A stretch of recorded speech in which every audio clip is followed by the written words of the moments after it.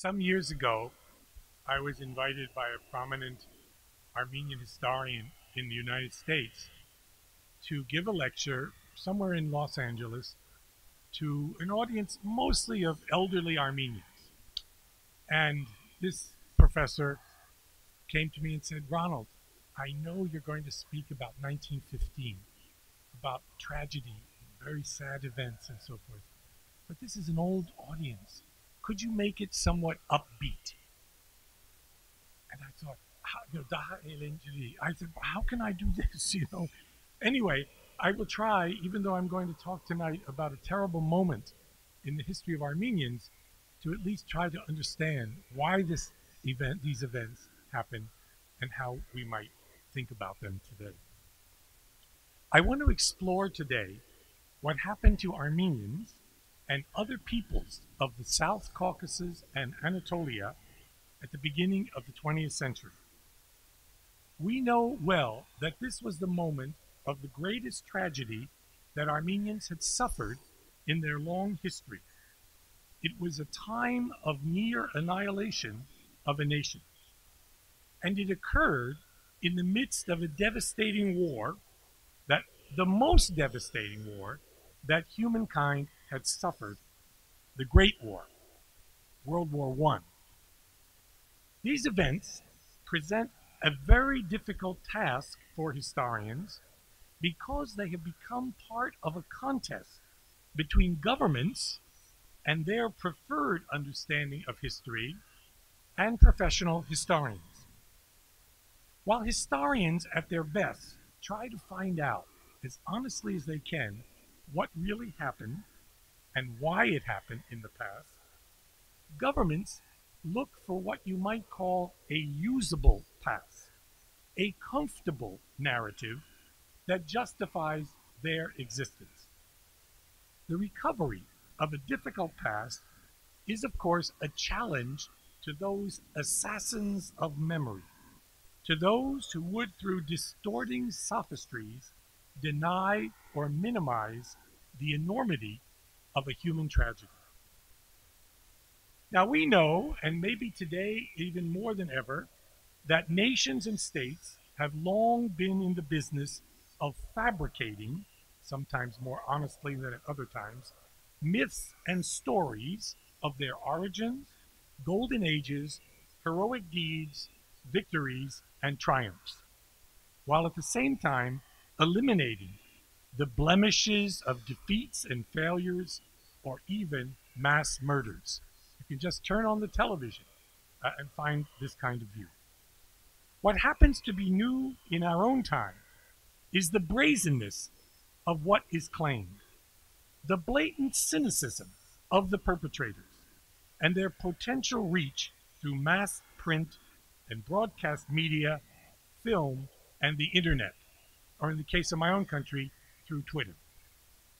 Historians inevitably have been pulled into this war of images and words.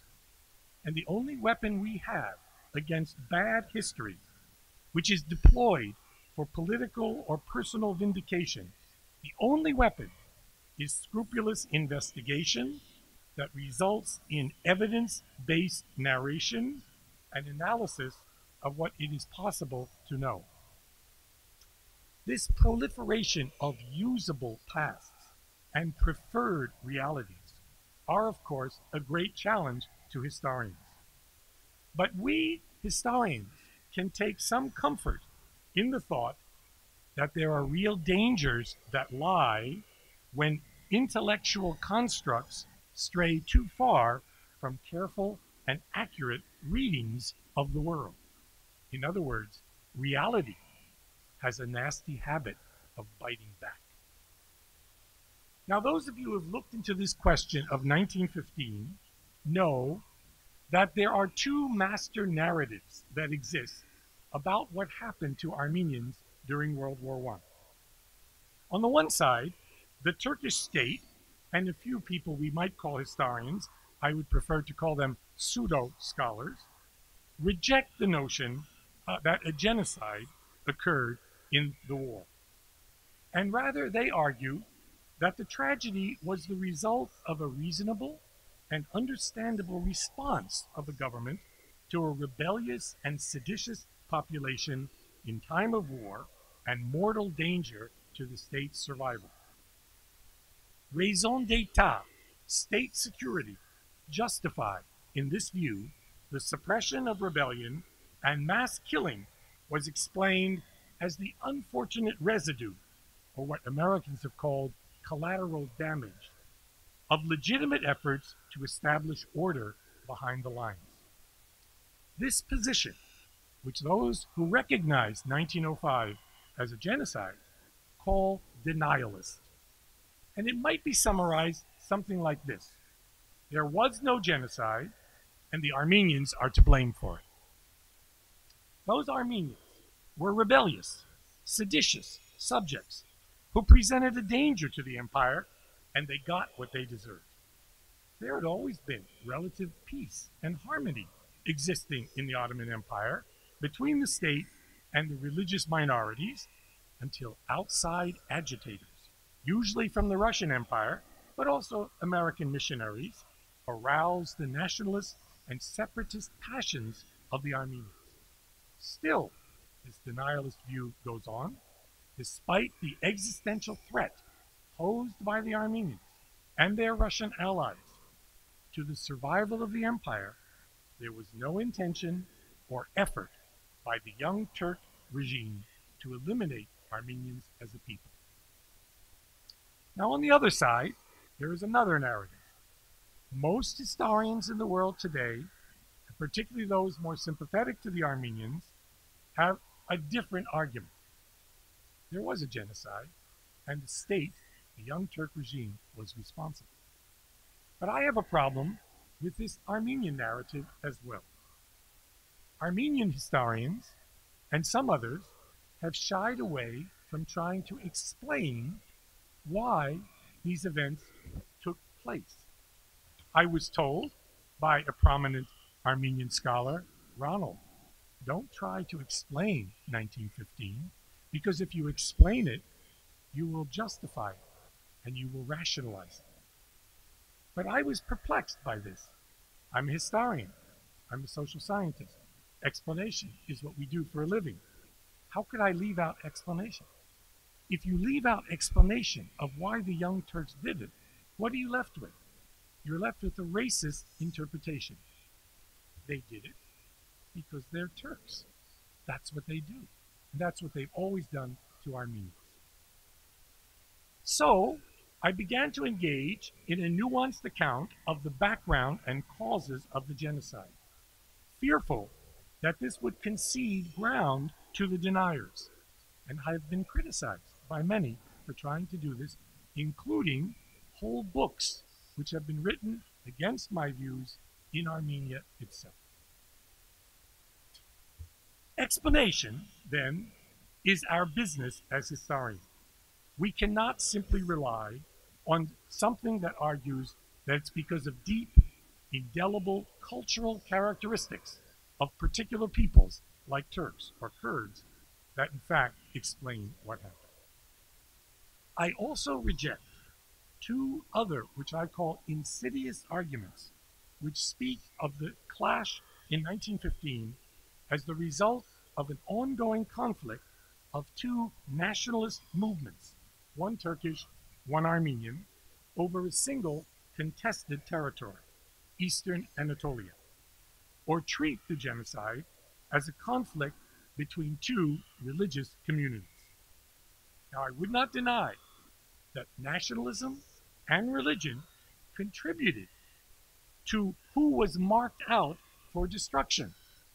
But what I reject is limiting our explanation to some kind of inevitable struggle between two clearly developed communities.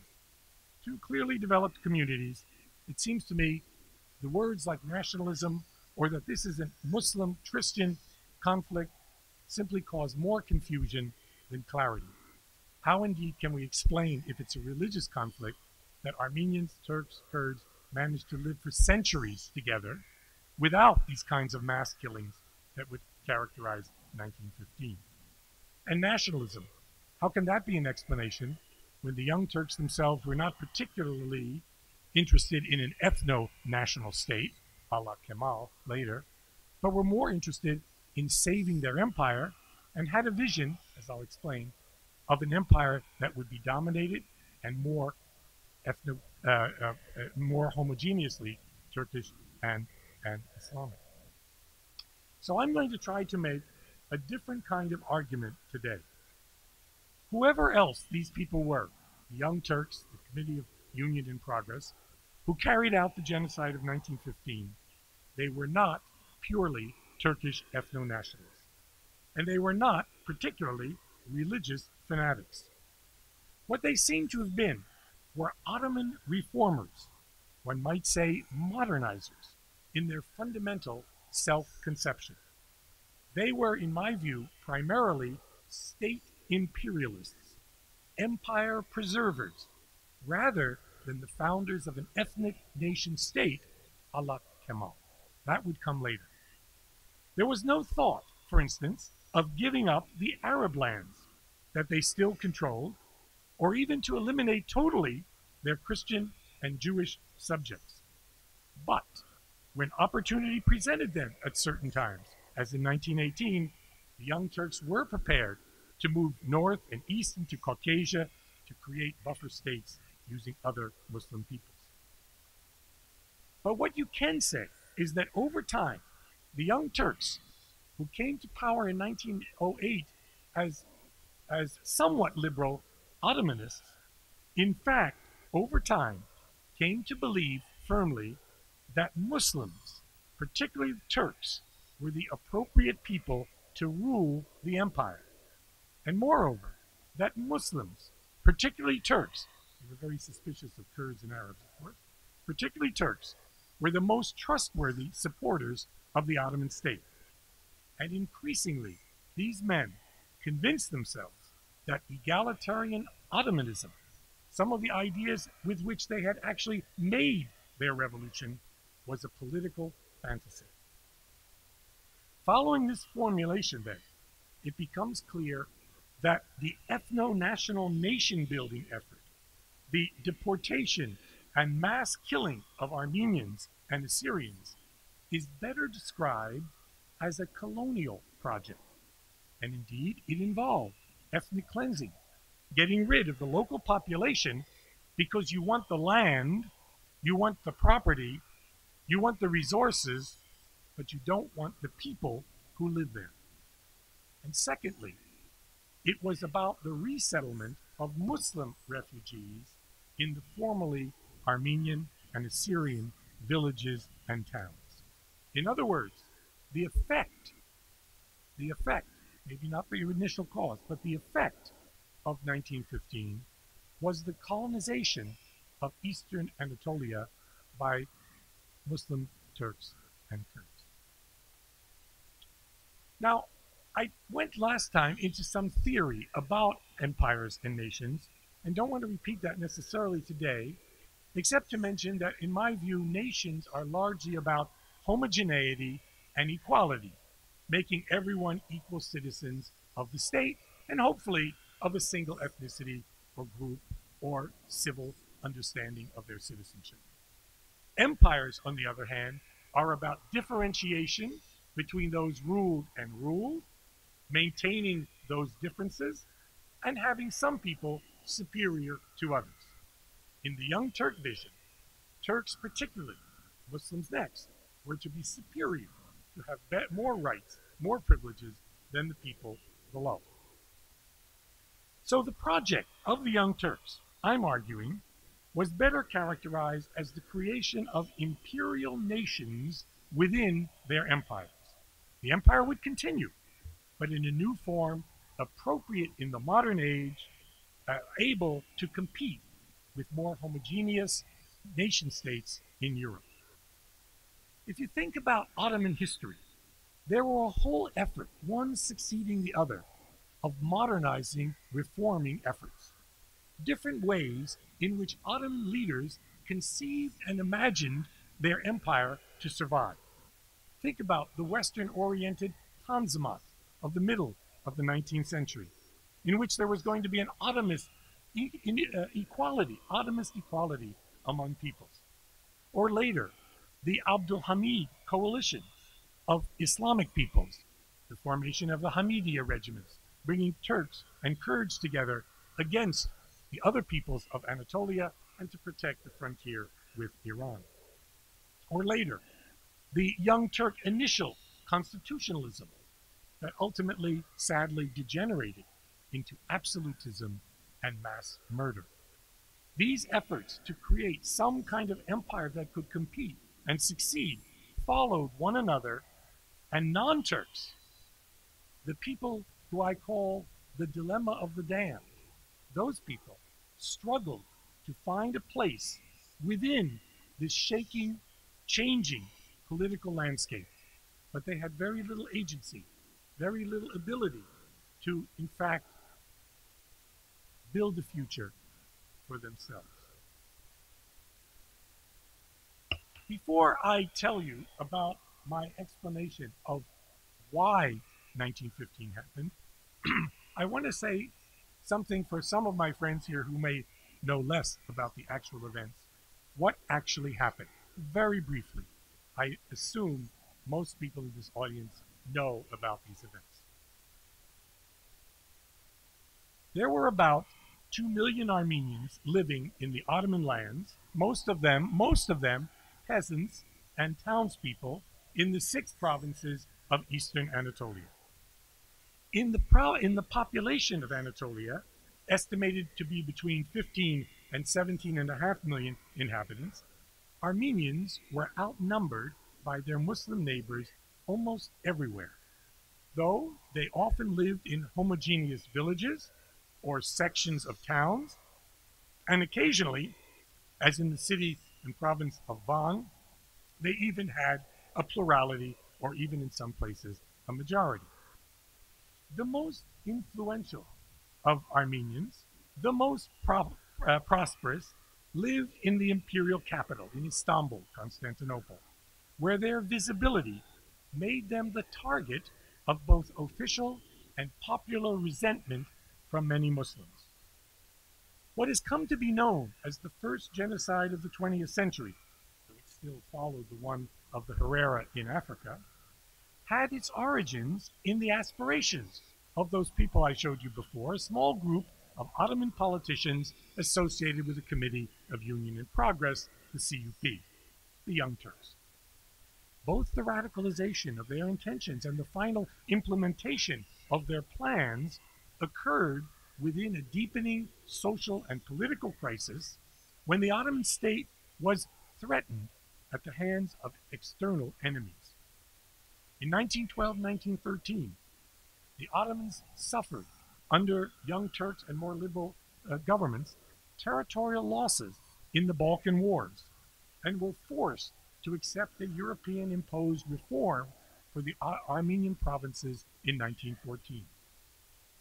When the war broke out, the Young Turks rather reluctantly joined the Central Powers, Germany, Austria, and Austria-Hungary, and they waged war against the Entente, Great Britain, France, and Russia, and this was part of their desperate effort to restore and strengthen their empire. Armenians, unfortunately, precariously straddled the Russian-Ottoman front, and both the Russians and the Ottomans attempted to recruit Armenians in their campaigns against the enemies.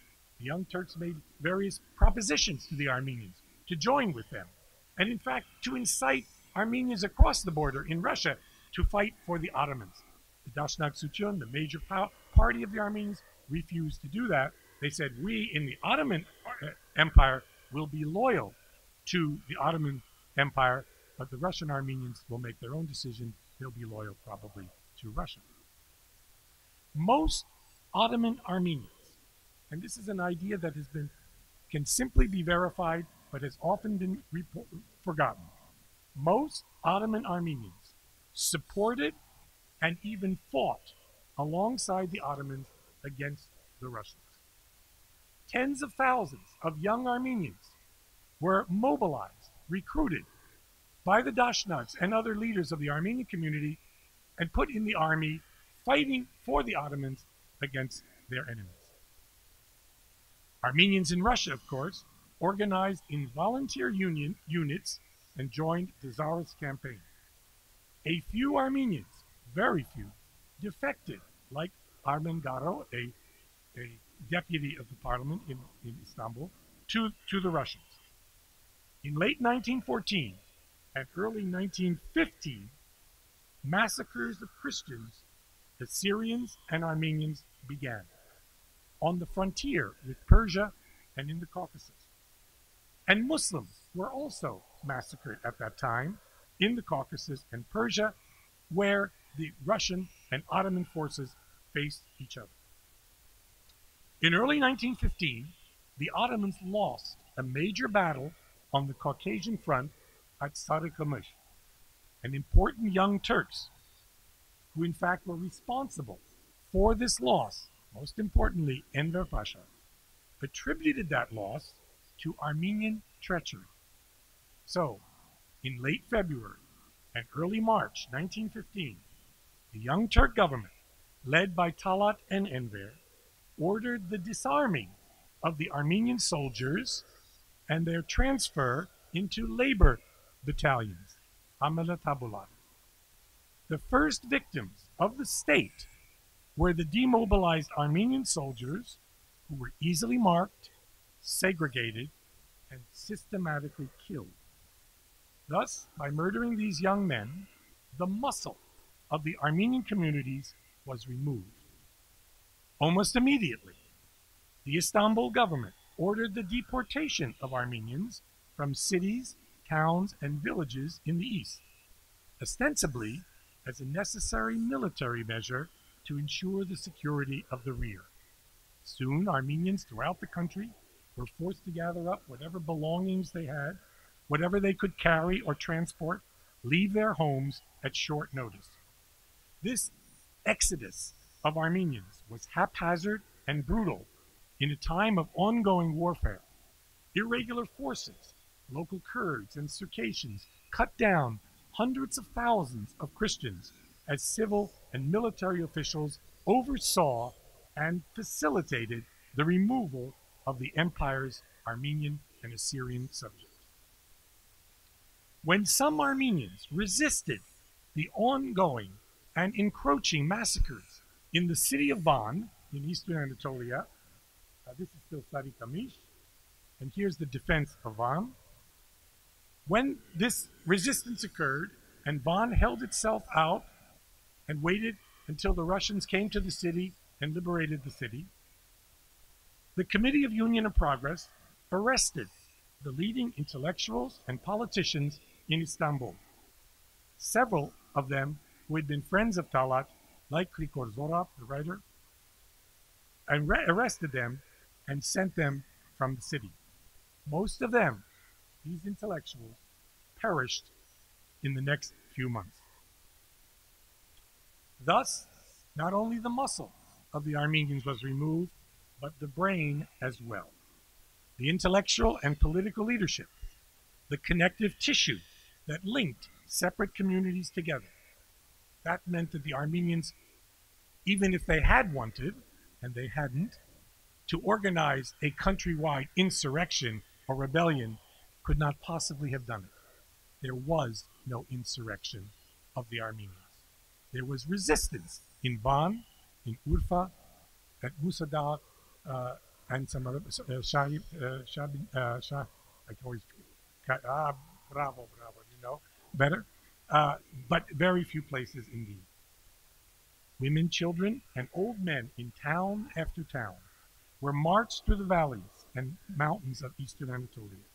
Missionaries, diplomats, and foreign military officers witnessed the convoys, recorded what they saw, took pictures illegally, sent reports home about these death marches and killing fields. The archives are full of these documents, particularly the German archives. Survivors reached the deserts of Syria, where they languished in concentration camps.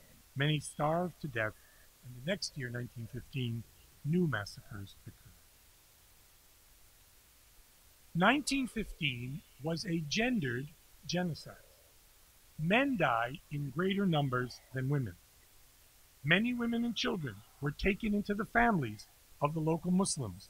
Tens of thousands of orphans found refuge in the protection of foreign missionaries. By the end of the war, 90% of the Armenians of the Ottoman Empire were gone. A culture and civilization of thousands of years wiped out, never to return.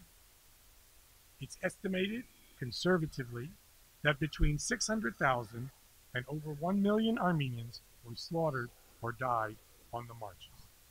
Other tens of thousands fled to the north, to the relative safety of the Russian Caucasus, and as we know now better than ever, hundreds of thousands of women and children were compelled to convert to Islam and survive in the families of Kurds, Alevis, Turks, and Arabs.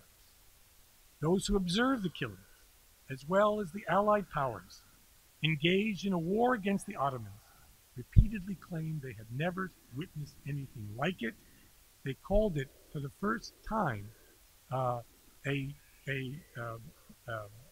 mass killing and a crime against humanity. First time that term, crime against humanity, was used in international diplomacy was in May 1915 about these Armenian events.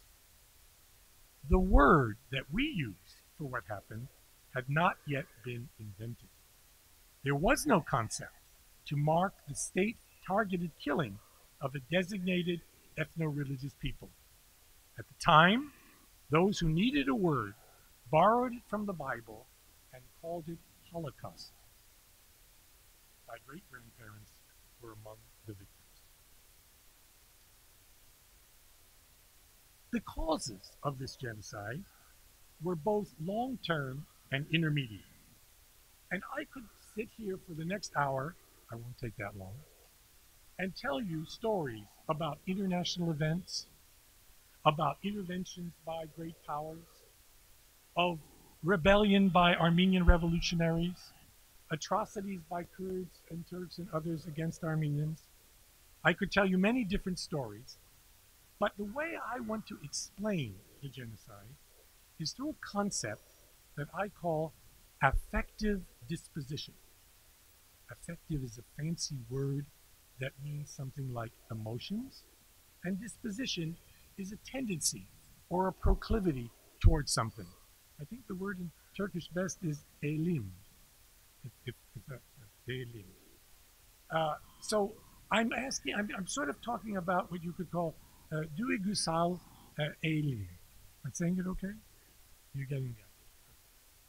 So what I believe that genocide is largely a matter of choice, and it's a choice of state leaders that they want to carry out a certain policy to realize certain ends, and they have preferences as to what those ends would be. They choose their strategy, their rational means of reaching that end, but why do they have that idea that these ends are preferable, or that mass killing is necessary to save their empire?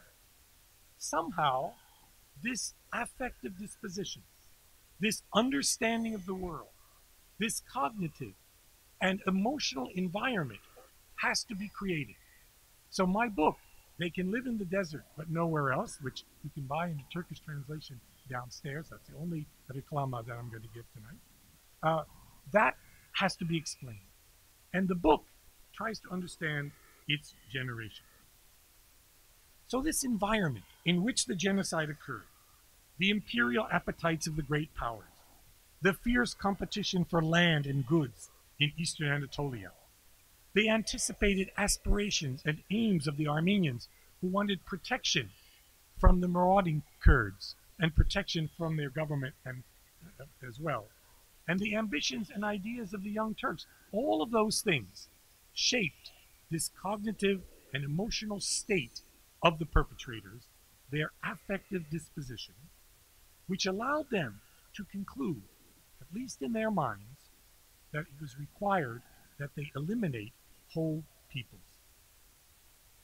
In the context of war and invasion, a mental and emotional universe developed that included perceived threats, a Manichaean, that is black and white, construction of internal enemies, and the pervasive fear that triggered this deadly, pathological response to real and imagined immediate and future dangers. The Young Turk government came to believe that among its own subject peoples, whole nations presented an immediate threat to the security of the state. Therefore, the defense of the empire and of the Turkish nation, as they imagined it, became the rationale for mass murder. Now, we should not forget that Armenians also had their own affective disposition, their own attitudes about Turks, Kurds, and other Muslims. Armenians are often very condescending to Muslims, considering them inferior or even barbaric. And many believe that Armenians and Christians, more generally, were more civilized. Now, I don't blame those Armenians because I, as an Armenian, also feel that most other people aren't quite as good as we are, but I'll leave that aside for the time being. It's just the way we're brought up sometimes. It should also be mentioned that whatever these attitudes of Armenians were, they were a subordinate people in this empire. They were inferior to the dominant Muslims, at least in law and often in practice. But they were not passive or submissive victims. They had their own political and cultural ambitions. I want to return what we call agency to the Armenians. They also could organize and act. But ultimately, the power to decide their fate was largely out of their hands. There was a great inequality in agency which existed between Young Turks and their armed agents and the segmented and dispersed Armenians. Armenians were, of course, as I mentioned, a subordinated population in this empire. The lines of distinction among Muslims and non-Muslims often kept these communities apart. But in my own book, as much as I talk about what Armenians were and distinctive they were, I also tried to make the argument that they were also Ottomans. They lived for centuries in this empire, and they had imbibed many of the customs and outlooks and affections of other Ottomans, Muslim and non-Muslim, toward the empire. My grandfather from Yozgat, for instance, spoke Turkish, not Armenian, and many Armenians, in fact, were Turkish-speaking, and even books were published in Armenian script, Turco-Armenian, but largely in the Turkish language, because that's what Armenians understood.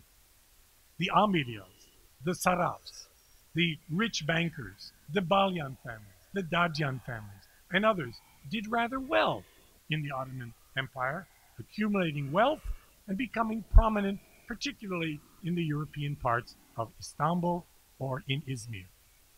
But that very visibility of the Armenian bourgeoisie, of the wealthy Armenians in places like Istanbul and Izmir, created resentments and antagonisms between these privileged Armenians and others, Muslim often, who were of a lower class, didn't have the same kind of access to European life, to culture, to education. If this sounds familiar to those of you who have studied European history, it is very much the situation that many Jews in Eastern Europe and in Germany faced as well. That is a visible bourgeoisie, the owners of department stores who created resentments against others of lower class or who had less opportunity. Now, in the early and mid-19th century, great changes took place in the Ottoman Empire, which transformed the relations between Armenians and Muslims, Armenians and the state. I won't go into great detail, but I should mention some of these. First of all, there was the coming of capitalism, trade with Europe, opening with the West, the Tanzimat reforms. And in those moments, there was a more rapid rise of Christians and Jews into business, urban life, and education, a kind of shift in the wealth and visibility of non-Muslims, which, as I mentioned, bred resentment among Muslims. Imagine if you were a believing Muslim and you believe that Muslims should be on top and non-believers, Gavur, should be below. And suddenly you see a kind of status reversal with those Christians in a more privileged position, enjoying greater abilities than simple Muslims. The inferior status of Muslims in the industrial and commercial world generated this emotion, powerful emotion of resentment toward Armenians and foreigners. Another important change that people often forget, but it's coming back into the literature because we are now studying Kurdish history much more attentively, was the destruction in the early and mid-19th century of the great Kurdish emirates in eastern Anatolia by the Ottoman state as they tried to centralize power in that area. But what most scholars have found is that when they destroyed these great emirates, instead of bringing greater order and law, they created more chaos and confusion, new tax burdens on Armenians, greater independence and violence from Kurds, which resulted in greater resistance from Armenians. And thirdly, I should mention international pressure on the Ottoman state to initiate and institute reforms to protect their Christian populations, and reciprocally demands from Armenians, particularly for such reforms. This insistence on reform, the idea that there should be some degree of autonomy or some self-government in eastern Anatolia for Armenians, this led to, on the part of the government at first, and conservative elements in the clergy, and later among the Young Turks, to a very strong idea that Armenians were connected to Russia and to other great powers, and therefore disloyal to the empire. The Tanzimat came to an end with the coming to power of Sultan Abdul Hamid II in 1876 and the Ottoman defeat in the Russo-Turkish War of 1877 and 1878. It was Abdul Hamid who eliminated many of the moderate and liberal alternatives to the system he was about to create. Abdul Hamid's system, as I mentioned before, was based on an alliance of Turks and Kurds in the so-called Hamidiya regiments, similar to Cossacks in Russia, and made up primarily of loyal Kurds.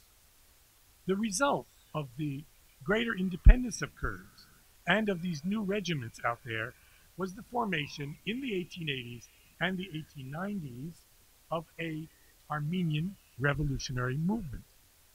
These guys are pretty fierce looking. Freedom and death, their banner read. Here's Antranik himself, an Ottoman Armenian, who was one of the leaders of these bands. Now, in their own view, the Armenian revolutionaries were about self-defense, about saving Armenians from the predations of local Muslims, particularly Kurds, self-defense. But each time there was resistance by Armenians to tax collection, to the stealing of women or livestock or whatever, this would be interpreted officially as rebellion. Most particularly in 1894 in Sassoon, where there was a resistance to tax, the government sent in troops, and 1,000 to 2,000 Armenians were murdered, massacred, women and children as well in Sassoon, which led to further massacres in 1895-96 and resistance by Armenians, particularly in the demonstrative events of the Ottoman bank seizure in 1895. At the same time that these things were happening, Armenians resisting, the power of these Armenian revolutionaries was greatly exaggerated. When I actually read the memoirs of these Armenian revolutionaries, what I find is how difficult it was to organize people and how difficult it was to stimulate Armenians, ordinary peasants, or middle-class people to join in the resistance. Most Armenians were actually, they weren't content with what was going on, but they also weren't ready to risk their lives to resist the Ottoman state or the local Kurdish aghas. And so the revolutionaries themselves turned on Armenians and actually committed assassinations of Armenians in order to get taxes from them to fund the revolutionary movement. But these revolutionaries were very much admired by other revolutionaries of other nationalities, those who became the Young Turks, or Macedonian revolutionaries, and others who were against the government of Abdul Hamid II. Armenians never really carried out massive rebellions. There are one or two incidents of resistance and defense, but nothing like what Kurds carried out or what the Macedonians did, who had thousands of people fighting the Ottomans in Macedonia and what is today Bulgaria. This growing resistance to the reign of, here's the massacres of the 1890s in a depiction from the European Journal. But in this resistance that was growing led, of course, as you know well, to the 1908 revolution, of the Young Turk Revolution. A very interesting and somewhat bizarre revolution. It was not a revolution from below. It was a small group of army officers, like Enver and others, in Macedonia, who resisted Abdul Hamid's regime, who were afraid that the British and the Russians were joining to give away Macedonia or take it away from the Ottoman Empire. So they went into rebellion. They went into the hills.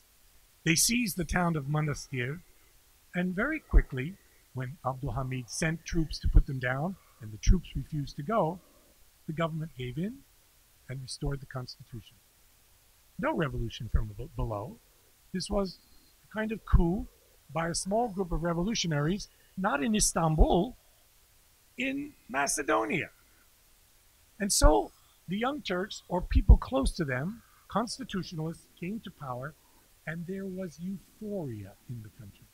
It was believed that a new time of change had developed that would be good for Jews, Armenians, Christians, and Muslims as well. Society opened up. Women came out into public. Education opened. Armenians who had been in exile were brought back to Istanbul. There was joy at this new era.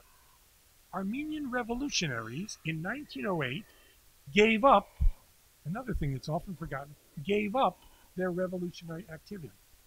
The Dashnaks particularly, and eventually even the more radical Hunchaks, decided we will work within the constitutional regime. We will elect people to parliament. The Dashnaks actually worked with the Young Turks right up to 1912. And we will work within the system to create a new Ottoman Empire with some degree of reform and autonomy for non-Muslims and in Eastern Anatolia.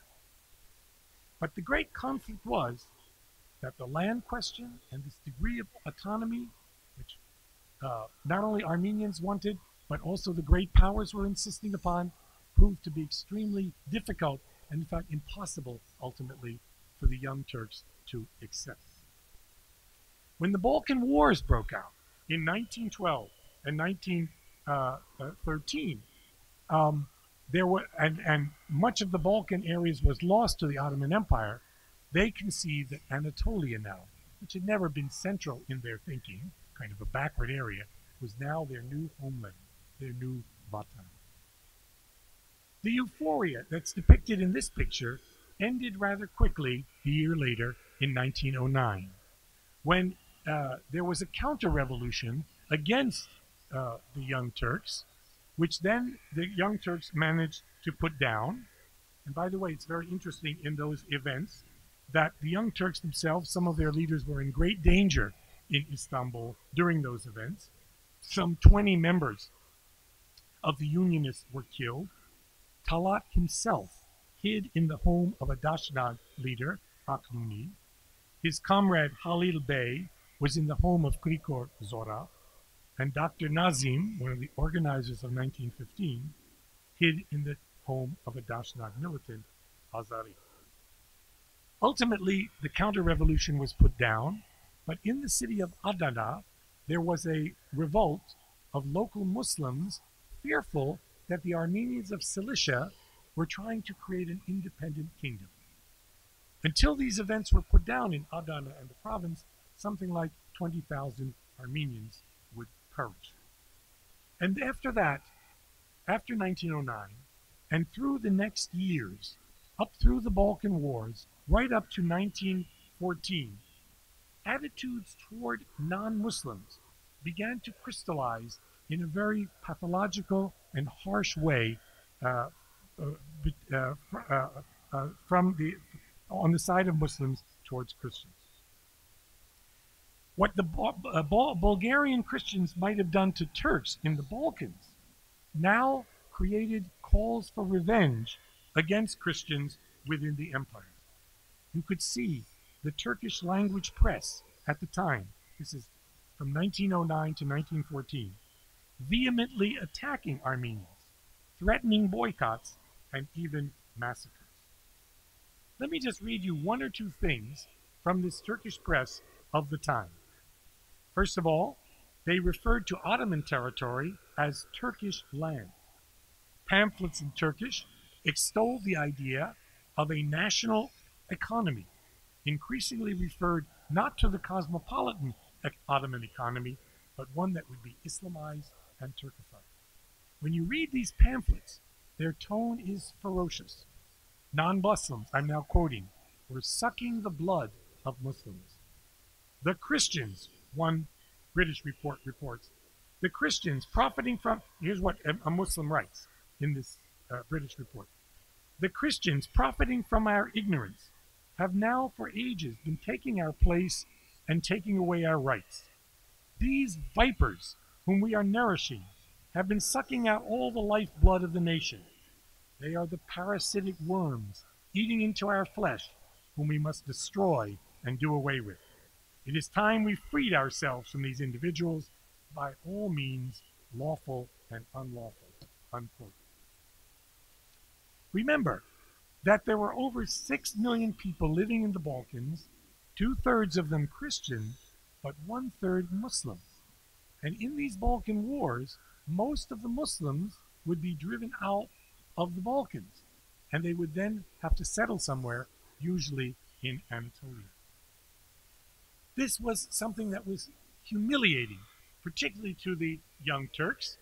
The influential CUP member, Dr. Nazim, reported to the British consul in Izmir that the nation was filled with the sentiment of hatred. I watched the fall of a vast empire, he wrote, like the collapse, I'm sorry, this is not him, but a witness. I watched the fall of a vast empire, like the collapse of an old mansion, without comprehending a thing, mourning with great suffering, as if I had been caught under its wreck.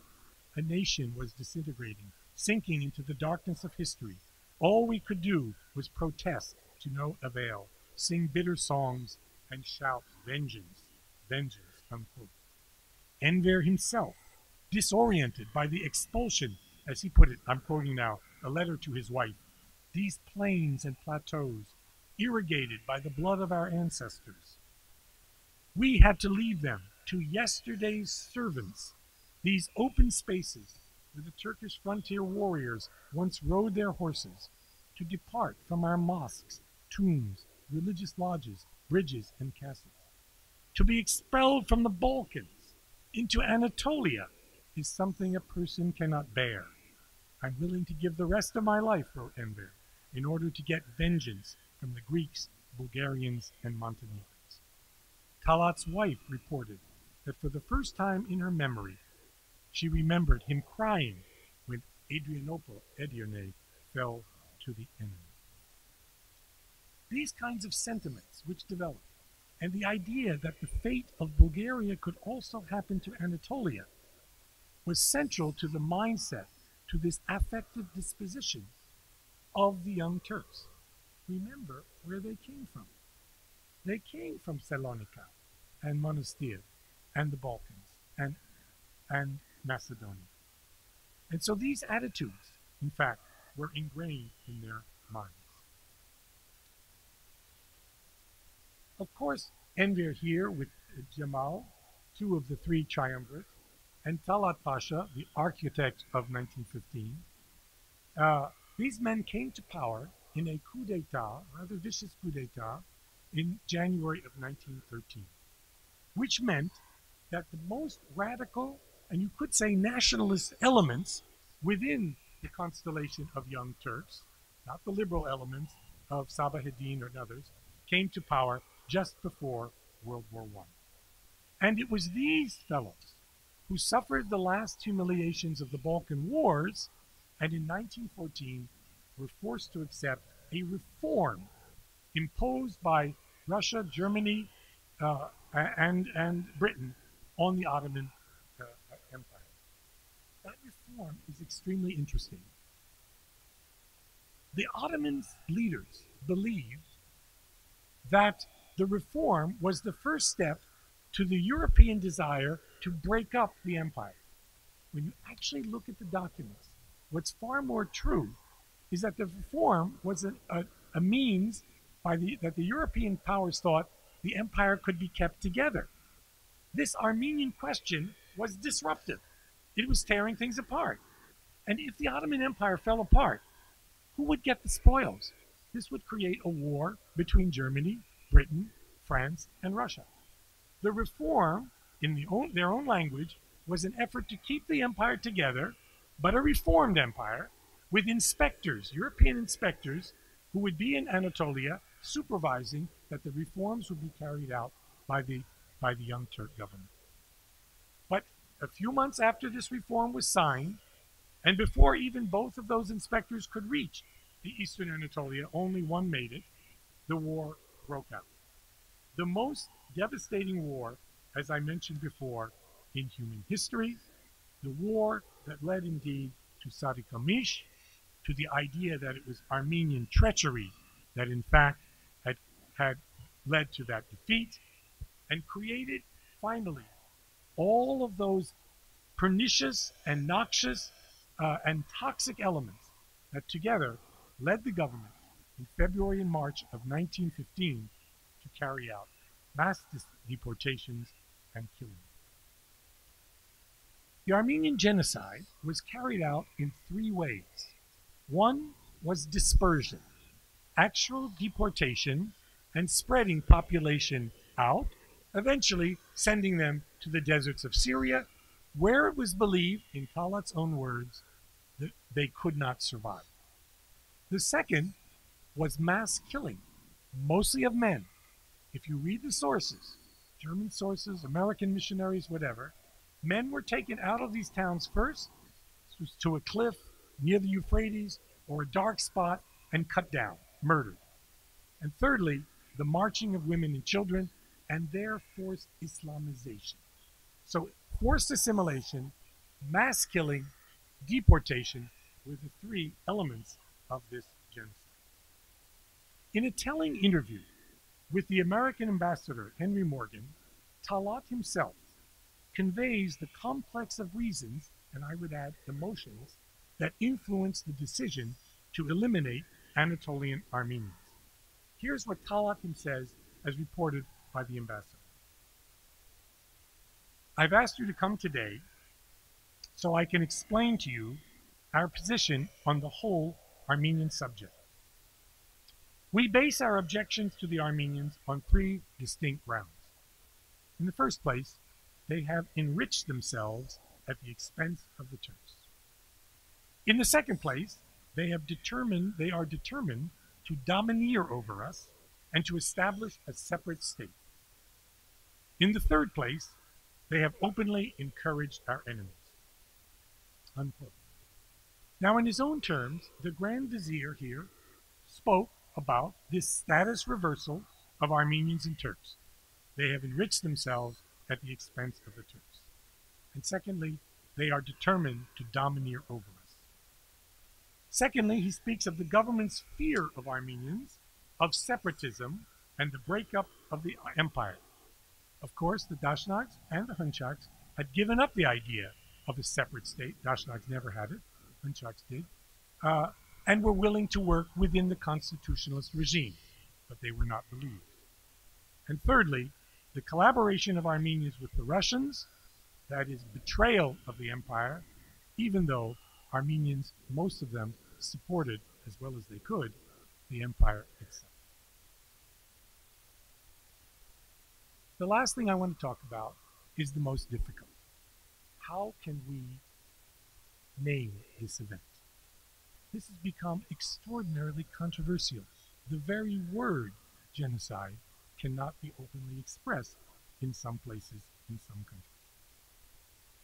And it's because that word genocide conjures up the most horrendous crimes committed by a state against designated people. The term is so great that some people, not very many, but particularly some Jewish scholars of the past, have said the only real genocide is the Holocaust. Nothing else should be recognized. On the other side, there are people who say all these mass killings, like the Ukrainian famine or Stalin's Great Purges, are also genocide. But I've decided to employ the term in what I think is a more specific way. I think it's a clearer term in other languages than in English. In German, it's called Völkermord, the murder of a people. In Turkish, it's called soykırım, again, the murder of a race. And in Armenian, seraspanutun, the killing of an ethnicity or a race. What I would argue is that mass murder in and of itself does not make a genocide. Genocide is not the killing of people. It is the killing of a people, the murder of a designated ethno-religious group. And that, by the way, is the term used in the convention, the Genocide Convention of the UN. What I've tried to do tonight is to argue that this genocide, or whatever you prefer to call the events of 1915, in which somewhere around 1 million Armenians perished, was purposeful action by a government to eliminate what they perceived to be a threat of Armenians within the Ottoman Empire by reducing their numbers and scattering them in isolated, distant places. For them, for the young Turks, this was a rational, strategic goal. But the question I've tried to raise is, how did they come to imagine that Armenians, a small percentage of the population, were an existential threat? How were Armenians historically and culturally constructed in the minds of young Turks?